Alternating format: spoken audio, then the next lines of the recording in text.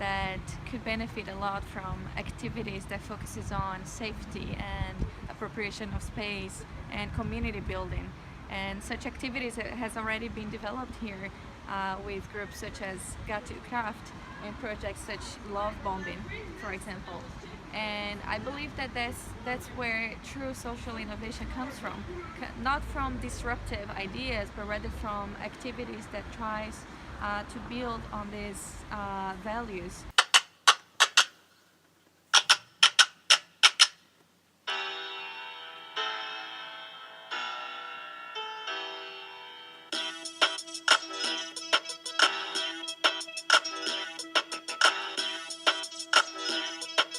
The idea of building an oven didn't came out of our previous experience. What happened was actually we were observing how Framtidenshus were engaging with the community and getting trust.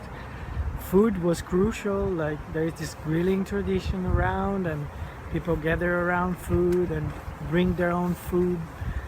So it was actually an idea to get a ride on that culture and continue building on it. So they pointed us this area that was a no place in the beginning, or a passage there you can see on the grass. So they said, well, we can make a place here. Our idea it was actually to create an event around this building activity and try to include people.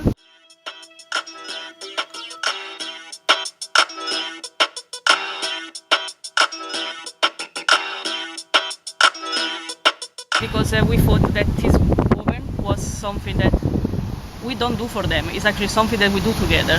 And we hope that by doing this activity together, they actually will feel like ownership.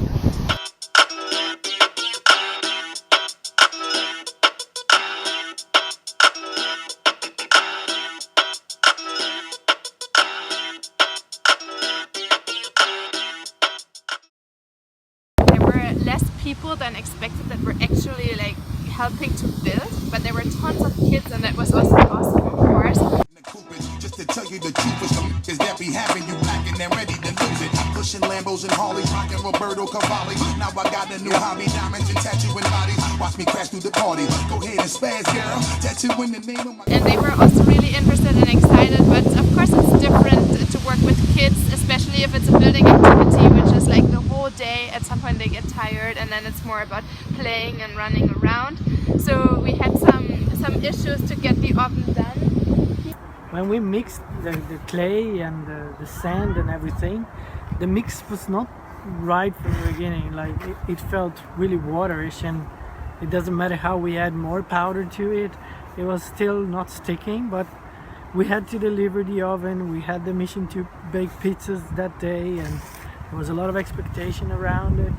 So we went really well, what you hear. And then when we finally put the final stone, the arch there, opened it up and collapsed, and we started to hold the oven all together, the whole group sustaining, and we were super tired at the moment.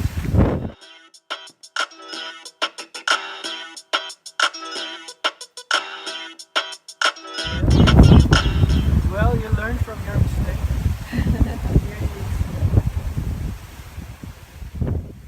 On the first day of building, we didn't manage to finish the oven, and we didn't manage to bake pizza, and we were all very disappointed about it. Not only for the kids because they didn't get their expected pizza, but also for us because we didn't manage to stick to the expectations that we had raised. We even started questioning our idea of coming there from the outside and putting down this big oven. We were wondering if we had included the locals enough and if they would even accept the oven as their own. Even if you were used to do this, you were doing among friends in a community that you were very familiar with. So it was a whole other experience to take to the outside, another community, and getting people that are passing by and things like that to work with you. And then back on the second day, it was really nice because then we got the best feedbacks, people from the community identifying with the oven, and then culture in their own country and things like that. We had a lot of fun.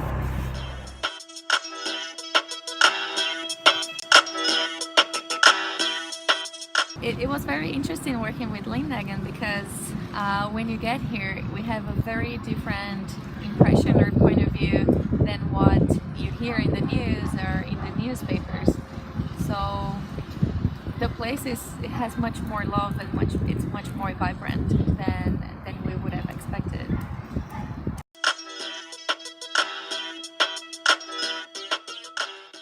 There is some reaction on the group. Yeah.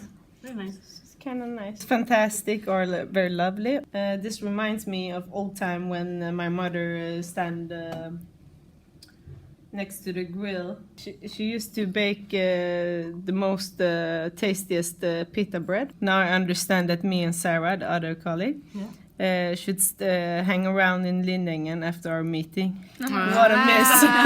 So nice. Barbecue is like a tradition in this area, so it's living, and everyone have the same question: can we use this too?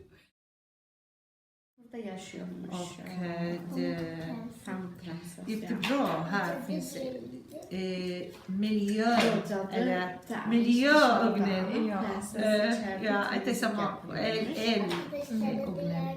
Det finns lukt, jättegott.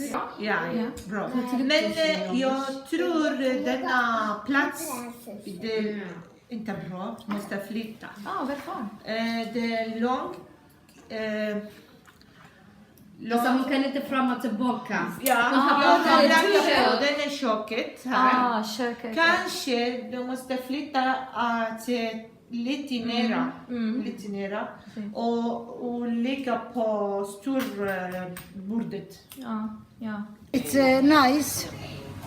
I think many people been very happy for it because they saw we made something for Lindängen.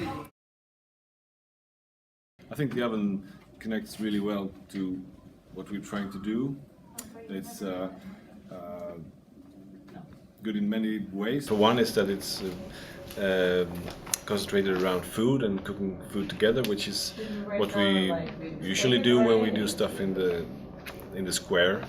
We gather people around food making. That's also promoting conversations and stories around experiences. And it's also fun, and it's all about appropriation of space. And I think the space you choose, which is one of the spaces that we're trying to appropriate, is really interesting. It's a place that everybody passes but nobody uses. So to experiment with that place and how you could maybe reload it with different meanings and activities, and that's the beauty of it. We don't really know what happens. We work a whole lot with the interaction, making people from different groups, or what you want to call it, meet. So I think this is a perfect tool for using. I'm sure it's going to live on.